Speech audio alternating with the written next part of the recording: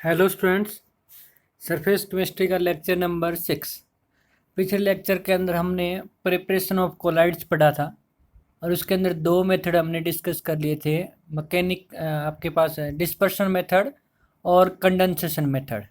आज हम प्यूरिफिकेशन करेंगे बच्चों कि हम जो हमारे पास कोलाइड्स है उनका प्यूरिफिकेशन कैसे कर सकते हैं।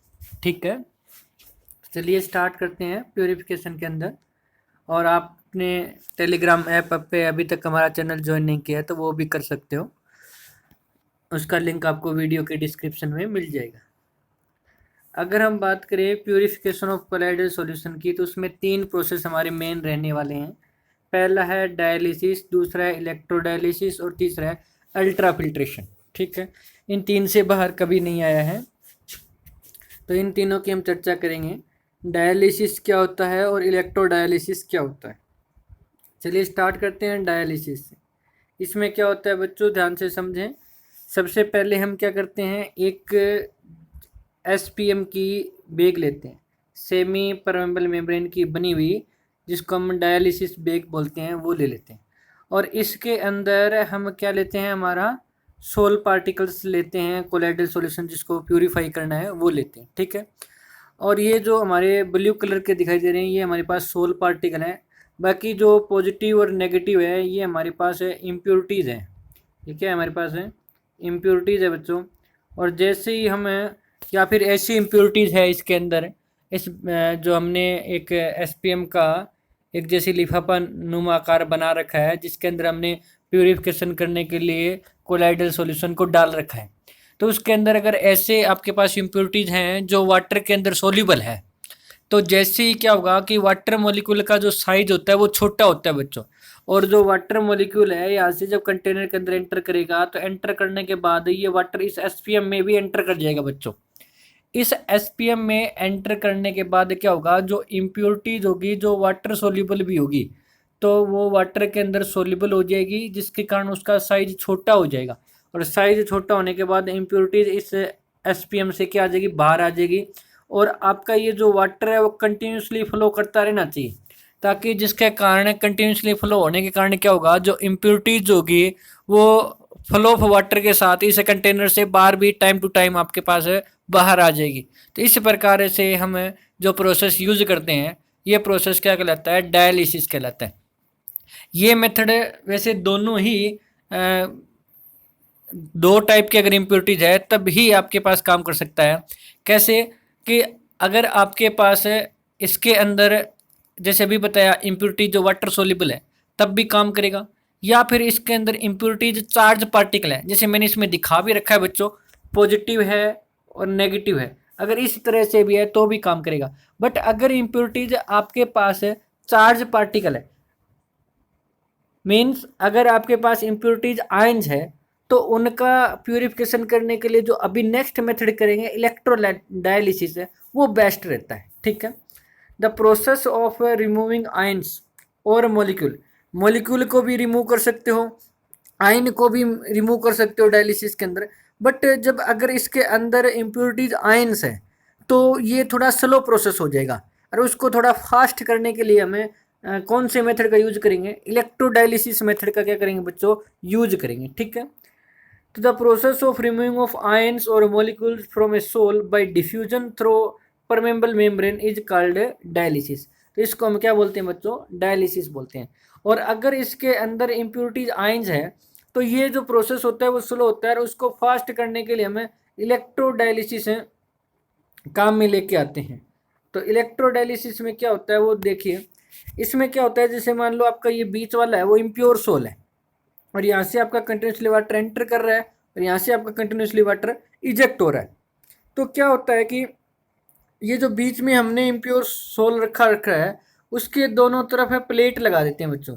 एक प्लेट पे लगा देते हैं पॉजिटिव चार्ज और दूसरी प्लेट पे देते हैं हमें नेगेटिव चार्ज। तो पॉजिटिव और नेगेटिव चार्ज देने से क्या होगा कि ये जो अगर अगर आपके पास है इम्प्योरिटीज है, अगर नेगेटिव चार्ज पार्टिकल है तो वो पॉजिटिव चार्ज प्लेट अट्रैक्ट कर लेगी, और अगर पॉजिटिव चार्ज इम्प्योरिटी है उनको वो क्या कर लेगी, नेगेटिव चार्ज प्लेट अट्रैक्ट कर लेगी। मतलब क्या होगा कि इन इलेक्ट्रोड पे आपके पास पोटेंशियल अप्लाई करने के बाद क्या होगा, ये एक दूसरे से अपोजिट चार्ज आयन को अट्रैक्ट कर लेंगे और उससे इम्प्योर सैंपल से बाहर निकाल लेंगे और वाटर के अंदर आ जाएगा, और वाटर इस कंटेनर के अंदर कंटिन्यूसली फ्लो कर ही रहा है। तो ये अच्छा मेथड है, थोड़ा सा फास्ट कर देता है, ठीक है, क्योंकि ये अट्रैक्शन से जल्दी बाहर निकाल लेता है, ठीक है, इम्प्योर सोल से आयंस को जल्दी बाहर निकाल लेता है और वाटर के अंदर आ जाते हैं और वहाँ से वाटर आपका कंटिन्यूसली फ्लो करता है, ठीक है बच्चों। तो ये बस ये ध्यान रखना, इलेक्ट्रोडायलिसिस तभी काम करेगा जब उसके अंदर इम्प्योरिटीज आपकी आयन होगी। फिर से सुन लिए, मैंने बहुत इंपॉर्टेंट बात बोली है कि इलेक्ट्रोडायलिसिस मेथड तभी काम करेगा जब आपके पास इम्प्योरिटीज कैसी होगी, चार्ज आयन होगी, अदरवाइज इसका कोई बेनिफिट नहीं है। जबकि डायलिसिस जो मेथड है वो अगर आपके पास इम्प्योरिटीज मॉलिक्यूल है, इम्प्योरिटीज आयंस है, तब भी यूज कर सकते हो, बट अगर इम्प्योरिटीज आयंस है तो डायलिसिस के बजाय फास्ट मेथड हम यूज करेंगे और वो मेथड आपके पास क्या कहलाएगा, इलेक्ट्रोडायलिसिस कहलाएगा। In this process dialysis is carried under the influence of electric field. जब एक तरफ आप पॉजिटिव चार्ज प्लेट लगा देते हो, एक तरफ नेगेटिव चार्ज प्लेट लगा देते हो, तो यहाँ पे एक इलेक्ट्रिक फील्ड जनरेट होता है और इलेक्ट्रिक फील्ड की डायरेक्शन क्या होती है बच्चों, पॉजिटिव टू नेगेटिव। आपने फिजिक्स के अंदर पढ़ा होगा, पहला ही चैप्टर आपका electrostatics. Potential is applied between the metal screen supporting the membranes, this speed up the migration of ion. Migration का मतलब होता है मूवमेंट करना, उनको मूव करवाना, उनकी मूव करने की स्पीड को क्या कर देता है, वो बढ़ा देता है, स्पीड अप कर देता है to the opposite electrode, opposite electrode की तरफ वो क्या कर देता है, स्पीड अप कर देता है। नीचे नोट भी डाल रखा है, electrodialysis not meant for non electrolyte impurities like sugar and urea. अगर आपके पास अगर नॉन इलेक्ट्रोलाइट इम्प्योरिटीज है जिसके अंदर आयन नहीं है, जैसे शुगर है, यूरिया है, तो आपका इलेक्ट्रोडायलिसिस का कोई मतलब नहीं रह जाता, तब वो वैसे ही काम करेगा जैसे डायलिसिस करता है, इसका कोई औचित्य भी नहीं है। तो इसलिए आप तभी ये मेथड यूज करें जब आपके पास इम्प्योरिटीज जो है वो आपके पास इलेक्ट्रोलाइट की फॉर्म में। इलेक्ट्रोलाइट कौन से होते हैं, इलेक्ट्रोकेमिस्ट्री पढ़ा था, जैसे NaCl इलेक्ट्रोलाइट है, HCl इलेक्ट्रोलाइट है, H2SO4 इलेक्ट्रोलाइट है। तो इसके अंदर क्या होते हैं, पॉजिटिव चार्ज भी होते हैं और नेगेटिव चार्ज भी होते हैं। सीधी सी भाषा में कहा जाए तो उसके अंदर आयन होते हैं, तभी आपको इलेक्ट्रोडायलिसिस यूज करना है, ठीक है। चलिए नेक्स्ट हम बात करते हैं अल्ट्रा फिल्ट्रेशन की बात करते हैं। किसकी बात करते हैं बच्चों, अल्ट्रा फिल्ट्रेशन की बात करते हैं। तो अल्ट्रा फिल्ट्रेशन में क्या होता है बच्चों, सबसे पहले देखिए मैं आपको सिंपल सा मेथड कराता हूँ। मान लीजिए हमारे पास एक इस तरह से प्यूरिफिकेशन के लिए आपके पास एक कंटेनर बना होता है, ठीक है ना, और यहाँ पे मान लो कंटेनर में हम सैंपल, प्योर सैंपल लेंगे, तो इसके अंदर क्या लगा देते हैं बच्चों, इसके अंदर हम लगा देते हैं फिल्टर पेपर। क्या लगा देते हैं बच्चों, ये जो मैंने बीच में लगाया, ये क्या लगा दिया, इस कीप के अंदर क्या लगा दिया, फिल्टर पेपर लगा दिया। क्या लगा दिया बच्चों, फिल्टर पेपर। अब क्या होगा, अगर इसके अंदर मैंने इम्प्योर सैंपल डाला, इसके अंदर क्या डाला मैंने, इम्प्योर सोल डाला, तो इम्प्योर सैंपल होता है ये, तो इम्प्योर जो सोल डाला मैंने, तो इसमें क्या दिक्कत आएगी कि जो ये फिल्टर पेपर के जो पोर्स हैं बच्चों, फिल्टर पेपर के जो पोर्स हैं ना, उनका जो साइज होता है, उनका साइज बड़ा होता है, जिसके कारण क्या होते हैं 1000 नैनोमीटर तक के पार्टिकल इसमें से पास हो जाते हैं। तो आपके जो कोलाइड्स हैं वो भी यहाँ आ जाएंगे, पास हो जाएंगे। इसका मतलब सिंपल फिल्टर पेपर से तो आप इसका फिल्ट्रेशन नहीं कर सकते। क्यों नहीं कर सकते बच्चों, फिर बता देता हूँ। क्योंकि जो फिल्टर पेपर के पोर्स होते हैं, जो छेद होते हैं फिल्टर पेपर के अंदर, उनका साइज बड़ा होता है, और आपके कोलाइड्स जो होते हैं उनका साइज 1 नैनोमीटर से लेकर 1000 नैनोमीटर के बीच में होता है। 1 नैनोमीटर से लेकर 1000 नैनोमीटर के बीच में होता है। तो ये सारे कोलाइड्स पास हो जाएंगे, तो फिल्ट्रेशन के लिए यूज नहीं करेगा।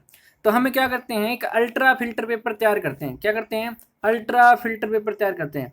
और अल्ट्रा फिल्टर पेपर क्या होता है कि जो आपका ऑर्डिनरी फिल्टर पेपर होता है, उनके पोर्स का साइज जो है वो डिक्रीज कर देते हैं बच्चों। उनके पोर्स का साइज जो है वो क्या कर देते हैं, डिक्रीज कर देते हैं। और उनके पोर्स का जो साइज है वो डिक्रीज कैसे हुआ, वो देखिए हम क्या करेंगे, जो हमारा ऑर्डिनरी फिल्टर पेपर है उस फिल्टर पेपर को डिप्ट करवाएंगे किसके अंदर, एक सॉल्यूशन होगा, और वो सॉल्यूशन है कोलाइडियन।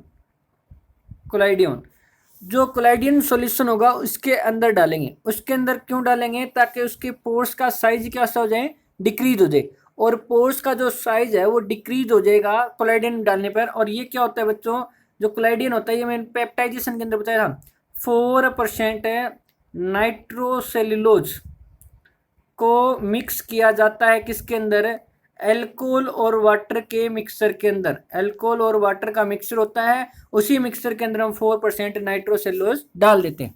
उस सॉल्यूशन को हम बोलते हैं कोलाइडियन। और इसको हम अगर फिल्टर पेपर को इसमें डिप्ड करेंगे तो उनके पोर्स का साइज डिक्रीज हो जाएगा। पर सॉल्यूशन में डालने के बाद आपका जो फिल्टर पेपर है वो सॉफ्ट हो जाएगा, उसको हम हार्ड करेंगे। और उसको हार्ड करने के लिए उसको हम हार्डन करेंगे बाय दी फॉर्मल्डिहाइड।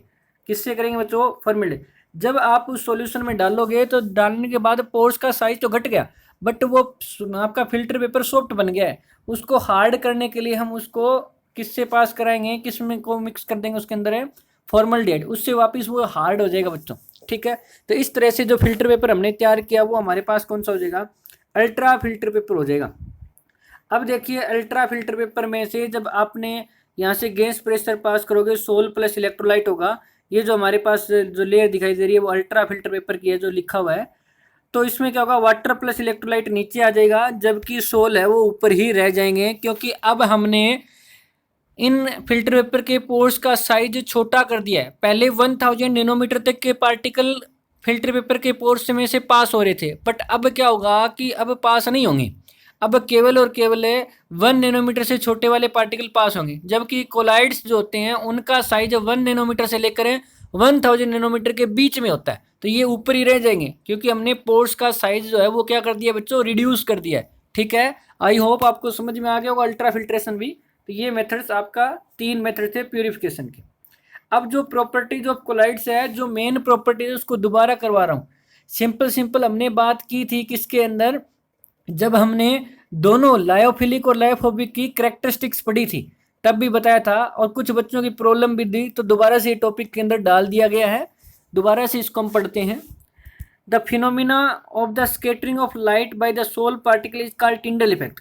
जब हम कोलाइडल सॉल्यूशन के अंदर अगर लाइट पास कराए और उनके अंदर जो कोलाइड्स प्रेजेंट है, यानी जो सोल के पार्टिकल हैं, वो अगर लाइट को स्कैटर कर दे तो उस फिनोमिना को हम क्या बोलते हैं, टिंडल इफेक्ट बोलते हैं।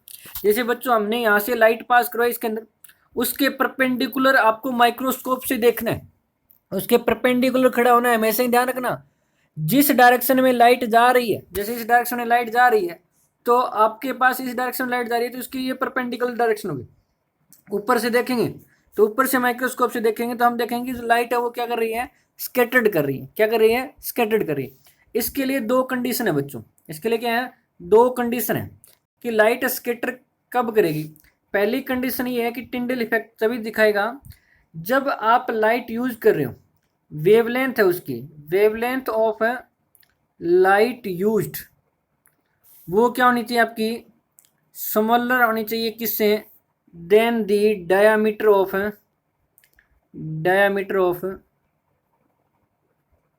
पार्टिकल। जो सोल पार्टिकल है उनके डायामीटर से वेवलेंथ ऑफ लाइट जो यूज कर रहे हैं वो क्या होनी चाहिए, कम होनी चाहिए, तभी आप कर पाओगे, अदरवाइज वो स्कैटर नहीं कर पाएगा। दूसरा, जो रिफ्रैक्टिव इंडेक्स है डिस्पर्स्ड फेज का और रिफ्रैक्टिव इंडेक्स है डिस्पर्सन मीडियम का। देखो बच्चों, कोलाइडल सॉल्यूशन के अंदर 2 होते हैं। जैसे सॉल्यूशन के अंदर सोल्यूट और सॉल्वेंट होते हैं, वैसे ही कोलाइडल सॉल्यूशन के अंदर 2 कंपोनेंट्स होते हैं। 2 कंपोनेंट्स कौन कौन से होते हैं, एक होता है डिस्पर्स्ड फेज और एक होता है डिस्पर्शन मीडियम।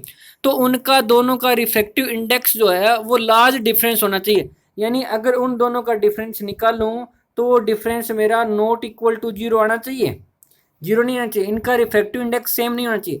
अगर डिस्पर्स्ड फेज और डिस्पर्सन मीडियम का रिफ्रैक्टिव इंडेक्स भी सेम होगा तो भी वो लाइट को स्कैटर नहीं करेगा और टिंडल इफेक्ट शो नहीं करेगा। तो ये 2 कंडीशन होना बहुत जरूरी है। अगर आपके पास कोई भी सॉल्यूशन इन 2 कंडीशन को फुलफिल करता है तो वो टिंडल इफेक्ट शो करता है। एक तो क्या बताया कि जो डायामीटर है, जो पार्टिकल्स हैं आपके पास सोल के अंदर, उनका डायामीटर, जो वेवलेंथ ऑफ लाइट आप यूज कर रहे हो उससे, उसकी मतलब जो लाइट यूज कर रहे हो उसकी वेवलेंथ से ज़्यादा होना चाहिए डायमीटर। दूसरा, आपका डिस्पर्स्ड फेज और डिस्पर्सन मीडियम का रिफ्रैक्टिव इंडेक्स में डिफरेंस होना चाहिए। डिफरेंस अगर नहीं होगा तो फिर इन दोनों का अंतर करेंगे तो वो 0 आ जाएगा, नहीं तो ये नॉट इक्वल टू 0 आएगा। आई बात समझे? तो ये कंडीशन थी किसके लिए? टिंडल इफेक्ट की। तो आई होप अब आपको टिंडल इफेक्ट समझ में आ गया होगा। अब टिंडल इफेक्ट में देखिए थोड़ा सा, जैसे कलर ऑफ सिल्वर सोल की बात करें, पार्टिकल डायमीटर की बात करें, ऑरेंज येलो कब दिखाएगा? जब उसके पास पार्टिकल डायमीटर का साइज ये होगा। फिर पार्टिकल डायमीटर को बढ़ा दें तो आपके पास ऑरेंज रेड हो जाएगा, और बढ़ा दे तो पर्पल हो जाएगा, और बढ़ा दे तो वायलेट हो जाएगा। इसका मतलब क्या हो रहा है? जैसे यहाँ आ रहे हैं तो आपकी जो वेवलेंथ है वो वेवलेंथ डिक्रीज हो रही है, जबकि साइज क्या हो रहा है? इंक्रीज हो रहा है। इसका मतलब एक बात कन्फर्म होगी कि अगर आपके पास सोल पार्टिकल का साइज जितना बड़ा होगा वो उतनी ही कम वेवलेंथ ऑफ लाइट शो करेगा, यानी वो वही कलर शो करेगा जिसकी वेवलेंथ क्या होगी? कम होगी। जैसे जैसे साइज बढ़ाते गए आपका जो कलर है वो रेड से शिफ्ट हो गया किसकी तरफ? वॉयलेट की तरफ। विबग्यो देखा होगा, रेड कलर की वेवलेंथ सबसे ज़्यादा होती है, जबकि हमने यहाँ पे साइज छोटा कर रखा है। जैसे जैसे हम साइज बढ़ाते गए 15 इंटू 10⁻⁵ कर दिया तो उसका कलर आया वो कैसा है आपके पास? है वॉयलेट आया। ठीक है, तो ये आपको ध्यान रखना है। ठीक है, तो ये आपको थोड़ा सा आइडिया होना चाहिए कि कौन सा दिखाएगा कौन सा। जैसे यहाँ पे देखिए ट्रू सॉल्यूशन है, उसमें से हमने बीम ऑफ लाइट पास करवाई, ट्रू सॉल्यूशन में से बीम ऑफ लाइट पास कराई तो लाइट बीम विजिबल ही नहीं हुई, जबकि सोल में से पास कराई तो उन्होंने लाइट को स्कैटर कर दिया, जिससे हमें लाइट बीम क्या हो गया पास है? विजिबल हो गई बच्चों। ठीक है, जैसे इस डायग्राम में देखो इस लाइट का पाथ दिखाई दे रहे, कई बार हमें दिखाई देता है जैसे मूवी वगैरह में दिखाया जाता है कि ऊपर की तरफ देखते हैं उससे लाइट आती हुई, लाइट का पाथ आता हुआ दिखाई देता है। अब सीधा सन को देख रहे हैं, क्या आपको लाइट का पाथ दिखाई दे रहा है? अभी हाँ, यहाँ से लाइट आ रही, नहीं दिखाई दे रहा ना, तो ये टिंडल इफेक्ट है, नहीं होता। तो पाथ का दिखाई देना ही क्या कहलाता है? टिंडल इफेक्ट है कहलाता है। ठीक है बच्चों, उसके बाद हमारे पास आता है प्रॉपर्टीज ऑफ कोलाइड्स में ब्राउनियन मोमेंट। इसको हम काइनेटिक प्रॉपर्टीज या फिर मैकेनिकल प्रॉपर्टीज बोल सकते हैं, जबकि टिंडल इफेक्ट को आप ऑप्टिकल प्रॉपर्टीज बोल सकते हैं। जब आपसे कह दे कि कोलाइड्स की आपके पास है ऑप्टिकल प्रॉपर्टीज एक्सप्लेन करो, तो आपको टिंडल इफेक्ट ही एक्सप्लेन करना है। और जब आपको कैसे कह दे कि मैकेनिकल प्रॉपर्टीज एक्सप्लेन कीजिए या फिर काइनेटिक प्रॉपर्टी एक्सप्लेन कीजिए, तो उसके लिए आपको ब्राउनियन मोमेंट एक्सप्लेन करना है। ब्राउनियन एक साइंटिस्ट का नाम था जिन्होंने ये देखा कि the continuous rapid zigzag movement executed by a colloidal particle in the dispersion medium is called Brownian moment और Brownian motion। जो कंटिन्यूस रैपिडली जिगजैग मूवमेंट करते हैं कोलाइडल पार्टिकल डिस्पर्सन मीडियम के अंदर, ये कभी कभी कभी कहीं कभी कहीं कभी कभी कहीं इस तरह से आपके पास किसी भी डायरेक्शन में घूमते रहते हैं। जैसे आप कई डायग्राम बनाने बहुत आसान होते हैं, जैसे जिगजैग मैनर को बनाना अमीबा का स्ट्रक्चर बनाना है ना, तो वैसे ही ये जिगजैग मैनर है। आप कहीं भी डायरेक्शन दिखा दो कि ऐसे घुमा ऐसे घुमा ऐसे घुमा ऐसे घुमा ऐसे घुमा, कहीं भी घुमा के दिखा सकते हो। ठीक है, ये जिगजैग मैनर होता है, इसमें ना इक्वल स्टेप्स होते हैं और ना ही वो सीधा चलता है भी यहाँ इस डायरेक्शन में चलेगा इस डायरेक्शन में चलेगा, ऐसा कुछ भी नहीं है। ठीक है, तो ये आपके पास क्या हो सकते हैं कि चार्ज पार्टिकल होने के कारण भी ये मूवमेंट करें ब्राउनियन मोशन। हमने पढ़ा था कि जो लायोफोबिक सोल होते हैं उनमें चार्ज पार्टिकल ज़्यादा होते हैं, जबकि लायोफिलिक के अंदर क्या होते हैं? चार्ज पार्टिकल या तो होते नहीं है या होते हैं तो बहुत कम होते हैं। तो ये जो लाइक चार्ज वाले होते हैं तो ये रिपेल करते रहते हैं बच्चों, इस कारण ये एक दूसरे से टकराते रहते हैं। जैसे ही टकराया जो डायरेक्शन मिल गई उसी डायरेक्शन में घूमना क्या कर दिया? स्टार्ट कर दिया। ठीक है, तो इस तरह से ये चलता रहेगा। तो ये आपके पास काइनेटिक प्रॉपर्टी थी ब्राउनियन मोमेंट की। ठीक है, कहीं भी जा सकते हैं, टकराएंगे फिर वापस अपने डायरेक्शन चेंज कर लेंगे। इलेक्ट्रिकल प्रॉपर्टीज, यानी इन पे चार्ज होता है तो क्यों होता है? Due to presence of acidic और बेसिक ग्रुप की वजह से भी होता है। जैसे मान लो अगर पीएच लो है, पीएच कैसा है आपका? लो है, तो आपके पास देखो ये आपके पास यहाँ पे हमने H पॉजिटिव कम किया तो आपके पास लो पीएच पे ये बेस की तरह बिहेव करेगा। यानी आपने जब इसके अंदर आपने H दिया, जैसे ये एक मॉलिक्यूल है, आप इसको ऐसे समझिए, जैसे इसमें से H निकाल दिया मैंने, इससे ये बनाना सिखाता हूँ आपको। इसमें से H पॉजिटिव रिमूव कर दिया तो COOH एसिड होता है ना, कार्बोक्सिलिक एसिड होता है, और NH3 बेसिक होता है। तो यहाँ पे आपके पास जो H पॉजिटिव वो निकल गया तो क्या बन गया? COO negative. ठीक है, तो ये इस तरह से ध्यान रखना है।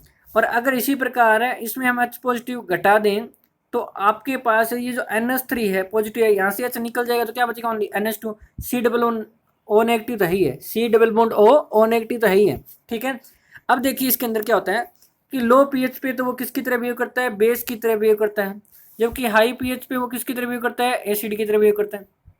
ठीक है, बट एक आपके पास ऐसा आता है जिसमें एसिडिक ग्रुप भी होता है और बेसिक ग्रुप भी होता है। जैसे इसमें NH3 पॉजिटिव है, COO नेगेटिव दोनों है, इसको हम बोलते हैं ज्विट्राइन। जिसमें पॉजिटिव आयन भी हो और जिसमें नेगेटिव भी हो उसको हम क्या बोलते हैं बच्चों, ज्विटर बोलते हैं। कौन सा आयन बोलते हैं, ज्विट्राइन। और आइसो इलेक्ट्रिक पॉइंट क्या होता है कि इस तरह से पीएच इसका एडजस्ट कर देना कि वो ना तो आपके पास कैथोड की तरफ माइग्रेट करे ना वो एनोड की तरफ माइग्रेट करे, उसको हम बोलते हैं आइसो इलेक्ट्रिक पॉइंट। और जिस पीएच पर ये आपके पास आइसो इलेक्ट्रिक पॉइंट एग्जिस्ट करता है उस पीएच को बोलते हैं हम आइसो इलेक्ट्रिक पीएच वैल्यू। उसको हम क्या बोलते हैं बच्चों, आइसो इलेक्ट्रिक पीएच वैल्यू। ठीक है बच्चों, कर लोगे इस तरह से। और दूसरा अगर देखो आइसोइलेक्ट्रिक पॉइंट में हमने देखा हीमोग्लोबिन का आइसोइलेक्ट्रिक पीएच कितना होता है, 4.3 से 5.3। गेलेटिन का कितना होता है, 4.7। तो ये जो आपके पास है याद नहीं करने, इसको आप स्किप कर दो। दूसरा होता है ड्यू टू सेल्फ डिसोसिएशन। आपके पास जो सोल पार्टिकल होते हैं वो अपने आप ही डिसोशिएट हो जाते हैं, जिसके कारण भी चार्ज पार्टिकल आ सकते हैं। Due to electron capture by sol particle, जब electron during electro dispersion of metal using Bredig arc, हमने ब्रेडिग आर्क किया था जब हमने लायोफोबिक सोल बनाया था, तो उसमें हमने एक इलेक्ट्रिक आर्क मेथड पढ़ा था। और उसमें क्या था, दो इलेक्ट्रोड को नज़दीक लेके आते थे जिसके कारण उनके बीच में एक इलेक्ट्रिक आर्क जनरेट होता था। तो उससे कारण क्या होता है, इतनी एनर्जी होती है कि जो मेटल होता है ना, मेटल वो भी इलेक्ट्रॉन गेन कर लेता है। वैसे तो मेटल इलेक्ट्रॉन क्या करता है, लॉस करता है, पर मेटल इलेक्ट्रॉन गेन कर लेता है और उस पर चार्ज कौन सा आ जाता है, नेगेटिव आ जाता है। यानी वो इलेक्ट्रॉन को गेन कर लेते हैं, कैप्चर कर लेते हैं, जिस कारण उस पर नेगेटिव चार्ज आ सकता है। तो ये भी एक कारण होता है बच्चों। ठीक है, तो इस कारण आपके पास आ सकता है। नेक्स्ट है due to preferential adsorption of ions. ये हमने पेप्टाइजेशन के अंदर पढ़ा था बच्चों। The charge on the sol particle originate by the selective adsorption of ions common to the particle from the dispersion medium. Dispersion medium के अंदर जैसे मान लो बच्चों आपने क्या किया, FeOH3 पीपीटी के अंदर है, आपने FeCl3 ऐड किया, तो इसके अंदर कॉमन आयन क्या है, यहाँ Fe पॉजिटिव है, OH नेगेटिव है, Fe पॉजिटिव है, Cl तो Fe कॉमन है। इसका मतलब Fe की इसके चारों ओर क्या बन जाएगी, एक लेयर बन जाएगी।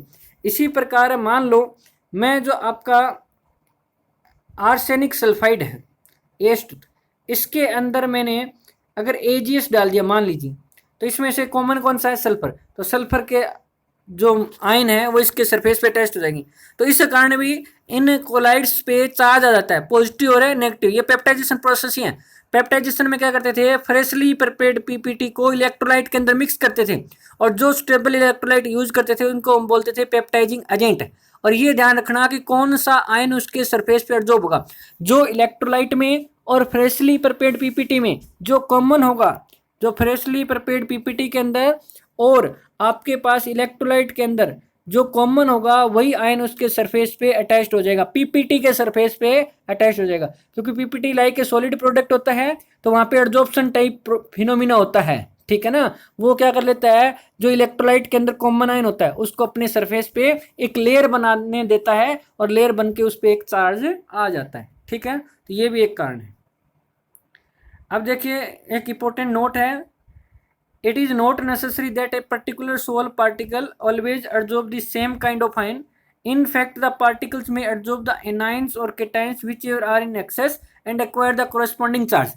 वैसे तो मैंने क्या बोला, फिर से सुनिए ध्यान से। मैंने ये बात बोली कि जो इलेक्ट्रोलाइट और फ्रेशली प्रिपेयर्ड पीपीटी के अंदर जब आपके पास जो कॉमन आयन होगा वो ही आपका एब्जॉर्ब होगा। बट हम क्या करें कि कई बार क्या होता है कि कॉमन आयन की बजाय अगर जिसकी कंसंट्रेशन ज़्यादा हो, जिसकी अमाउंट ज़्यादा हो, वो भी उनके सरफेस पे अटैच्ड हो जाता है।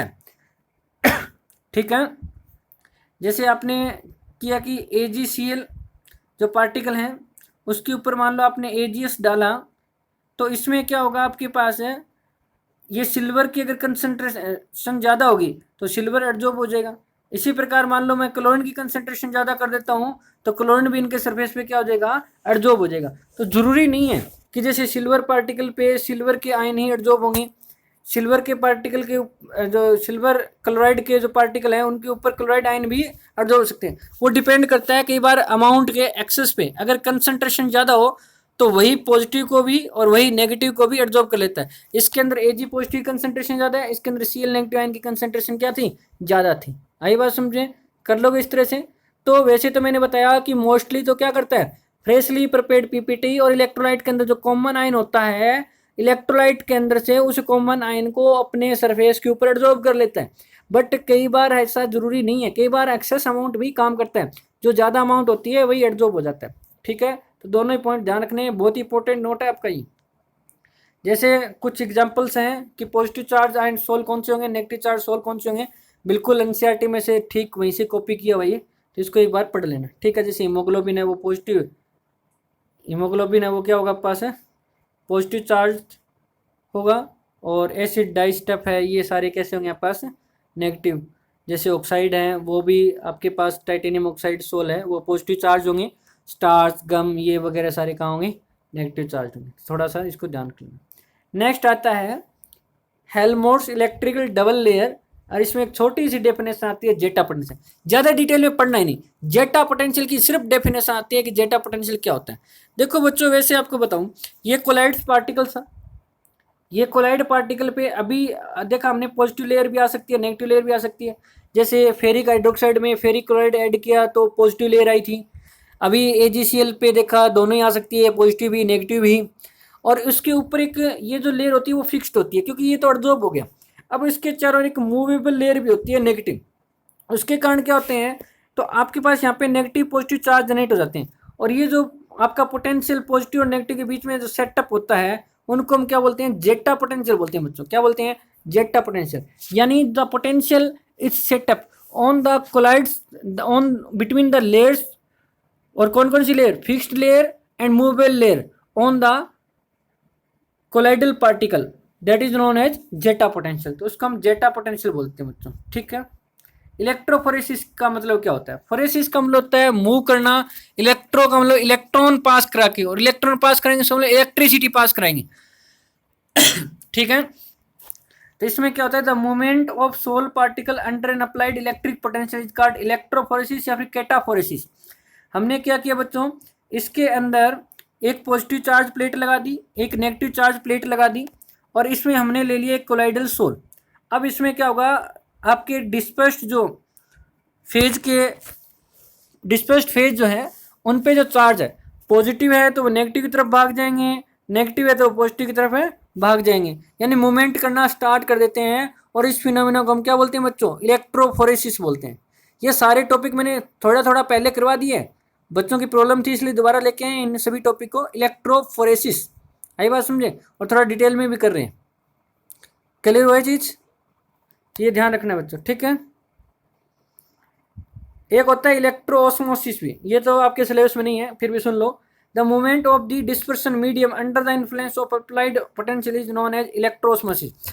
अगर हमने दो डिस्पर्सन मीडियम के अगर पार्टिकल मूवमेंट करना स्टार्ट कर दे तो था इलेक्ट्रोऑस्मोसिस, और डिस्पर्स्ड फेज के पार्टिकल मूव करे तो वो कौन सा है, इलेक्ट्रोफोरेसिस। बस नाम बदल गया। ठीक है, कलर आपके पास देखिए कैसा होगा, जो आप वेवलेंथ ऑफ लाइट यूज कर रहे हो उस पर डिपेंड करेगा, साइज ऑफ पार्टिकल पे डिपेंड करता है कि कौन सा कलर दिखाएगा, which light is being viewed, कौन सी लाइट हुई। जैसे डिपेंड करता है कैसे कैसे आपके पास लाइट है, जैसे मिल्क और वाटर का मिक्सचर के अंदर आपको लाइट पास कराने पर कैसा कलर दिखाई देगा, तो अगर रिफ्लेक्ट करेगा तो ब्लू कलर दिखाई देगा, ट्रांसमिटेड करेगा तो कौन सा कलर दिखाई देगा, रेड। बस इतना पढ़ लेना। ठीक है, BRBT। ठीक है, ब्लू कलर दिखाई देगा कब, जब वो रिफ्लेक्टेड करेगा। ठीक है, और TR कर लेना भाई इसको, और ट्रांसमिटेड करेगा तो कौन सा कलर दिखाई देगा, रेड कलर दिखाई देगा। ये बात आपको ध्यान रखनी है, रिफ्लेक्टेड होगा तो ब्लू कलर दिखाई देगा, ट्रांसमिटेड होगा तो रेड कलर दिखाई देगा मिल्क और वाटर का।